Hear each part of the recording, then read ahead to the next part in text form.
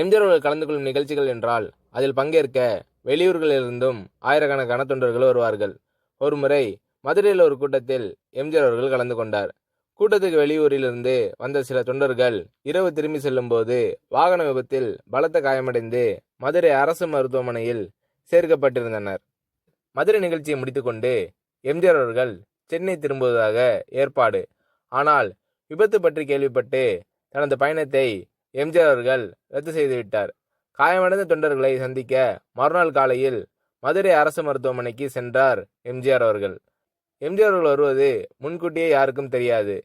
திடீரென மருத்துவமனைக்கு எம்ஜிஆர் அவர்கள் வந்ததும் பரபரப்பு ஏற்பட்டது. பலத்த காயமடைந்து சிகிச்சை பெற்று வந்த தொண்டர் ஒருவர் படுத்திருந்த இடத்துக்கு எம்ஜிஆர் அவர்கள் சென்றார். படுக்கையில் கிடந்த அந்த தொண்டரின் அருகே உதவிக்கு அவரது மனைவி மட்டும் இருந்தார். அந்த பெண்மணி நிலை அவரது குடும்ப வறுமை நிலையை எடுத்து காட்டியது. எம்ஜிஆர் அவர்களை கண்டதும் அந்த பெண்மணி அழ ஆரம்பித்து விட்டார். அந்த பெண்மணி எம்ஜிஆர் அவர்களிடம், ஐயா, எப்போ பார்த்தாலும் உங்க பெயரையும் பெருமையும் சொல்லி கொண்டே இருப்பார் ஐயா, அவருக்கு இப்படி ஆகிவிட்டது என்று சொல்லி கதறினார். பரிதாபமாக காட்சியளித்த அந்த பெண்மணியின் கதறலை கண்டு எம்ஜிஆர் அவர்களின் கண்கள் கலங்கின. கவலைப்படாதே அம்மா, உன் கணவருக்கு ஒன்றும் ஆகாது, எல்லாம் சரியாகிவிடும், நான் இருக்கிறேன் என்று எம்ஜிஆர் அவர்கள் அந்த பெண்மணிக்கு ஆறுதல் கூறினார்.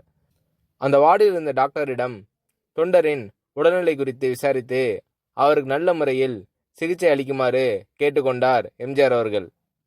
டாக்டரிடம் பேசிவிட்டு அந்த தொண்டர் படுத்திருந்த கட்டில் அருகே சென்ற எம்ஜிஆர் அவர்கள் அவரது தலையை தடவி கொடுத்து கையை இறுக பற்றி, நீ எதுக்கும் கவலைப்படாதே, டாக்டரிடம் சொல்லியிருக்கிறேன், இன்னும் சில நாட்களில் நீ வீடு திரும்பலாம், தைரியமாயிரு என்றார் எம்ஜிஆர் அவர்கள்.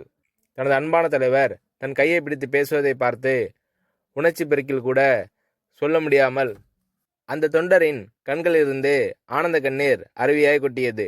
அந்த தொண்டர் உட்பட காயமடைந்த தொண்டர்களின் உடல்நலம் தேரும் வரை அவர்களது குடும்பத்துக்கு தேவையான எல்லா உதவிகளையும் செய்ய எம்ஜிஆர் அவர்கள் ஏற்பாடு செய்தார்.